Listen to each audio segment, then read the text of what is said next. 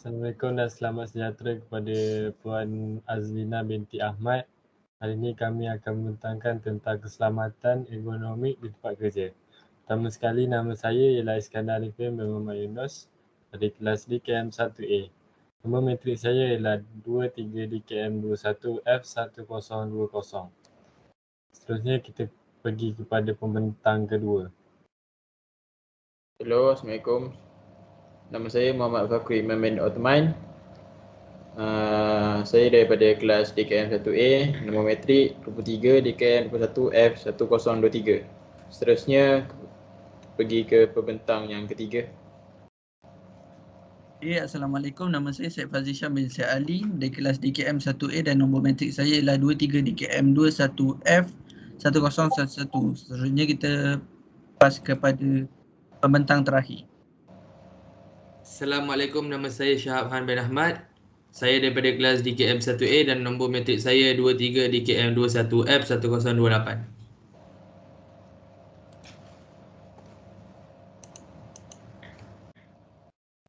Asal nama ergonomik yang bermaksud kerja atau usaha.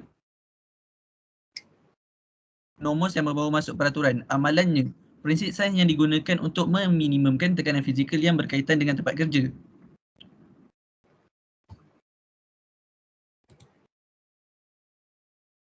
Definisi ergonomik. Ergonomik adalah sains untuk penyesuaian tempat kerja serta elemen-elemennya terhadap pekerja. Skop ergonomik. Fungsi asas ergonomi melibatkan 3 perkara. Yang pertama, mengenai sistem tubuh badan. Kedua, dan terakhir sekali ialah cara atau sistem kerja. Contohnya, kerjaya seorang jurutype. Yang pertama ialah kedudukan, yang kedua ialah pandangan dan ruangan, yang ketiga ialah persekitaran. Yang terakhir sekali untuk saya ialah penentuan kedudukan lampu. Kita boleh lihat dalam rajah ni penentuan kedudukan lampu masing-masing. Kita pas kepada pembentang seterusnya. Baiklah, saya akan bentangkan tentang penentuan kedudukan ketinggian kerja. So, seperti yang kita dapat lihat, gambar pertama dan gambar kedua tu kerja teliti.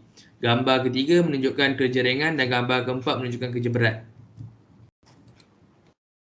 Objektif ergonomik. Untuk peningkatan tahap keberkesanan dan kecekapan kerja ataupun apa-apa aktiviti yang dilaksanakan seperti mengurangkan kesalahan, meningkatkan produktiviti dan memudahkan kerja. Seterusnya untuk peningkatan nilai-nilai kemanusiaan yang positif seperti meningkatkan keselamatan, mengurangkan kepenatan dan tekanan, meningkatkan keselesaan kerja, kualiti kerja dan kehidupan berkualiti.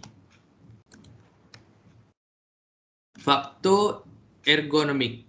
Terdapat 4 faktor penting dalam ergonomik iaitu perabot, pencahayaan, pengudaraan dan laluan. Kepentingan ergonomik. Di sini terdapat beberapa kepentingan iaitu kepuasan bekerja, meningkatkan produktiviti, meningkatkan prestasi kerja, mengurangkan risiko kesakitan, mengurangkan tekanan semasa kerja dan yang terakhir sekali memastikan ruang kerja memberi keselesaan. Okey, baiklah, hari ini saya ingin menceritakan tentang prinsip ergonomi. Prinsip ergonomi ialah pertama, bekerja dalam keadaan tubuh badan yang neutral atau normal seperti yang anda lihat. Yang kedua, mengurangkan daya atau tenaga kerja yang digunakan secara berlebihan semasa bekerja. Yang ketiga, memastikan benda kerja dalam lingkungan mudah untuk dicapai.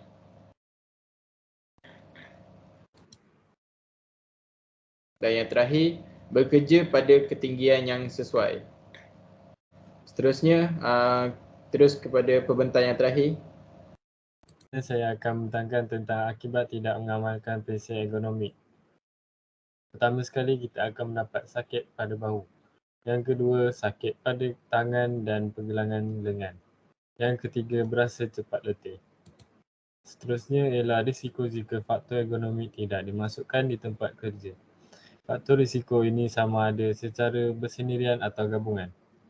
Boleh menyebabkan bahu, lengan tangan, pergelangan tangan, belakang dan kaki pekerja kepada beribu-ribu gerakan memutar, kuat atau melentur berulang-ulang semasa hari kerja biasa. Untuk menyumbang kepada MSD, bagaimanakah faktor risiko ini mesti ada untuk tempoh kekerapan atau magnitude yang mencukupi. Seterusnya, pendedahan risiko berpanjangan.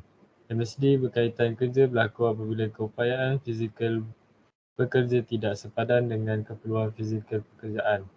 Pendedahan berpanjangan kepada faktor risiko ergonomik boleh menyebabkan kerosakan pada badan pekerja membawa kepada MSD. Kepada keadaan yang mungkin menyebabkan masalah MSD termasuk yang berikut. Antara kecederaan MSD ialah menggunakan kuasa yang berlebihan. Pengulangan pergerakan yang berlebihan boleh merengsakan tendon dan meningkatkan tekanan pada saraf. Postur yang janggal atau kedudukan yang tidak disokong boleh meregangkan had fizikal, memampatkan saraf dan merangsakan tendon. Postur statik atau kedudukan yang mesti dipegang oleh pekerja untuk jangka masa yang lama boleh menyekat aliran darah dan merosakkan otot.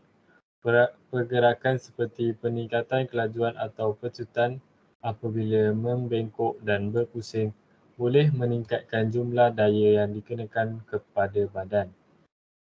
Mampatan. Daripada menggenggam tepi tajam seperti memegang alat atau meletakkan bahagian badan pada permukaan yang keras boleh menumpukan daya pada bahagian kecil badan, mengurangkan aliran darah, mengganggu penghantaran saraf dan merosakkan tendon. Contoh produk ergonomik ciptaan masa kini. Papan kekunci keyboard. Kerusi mengikut kesesuaian fizikal dan pen yang fleksibel.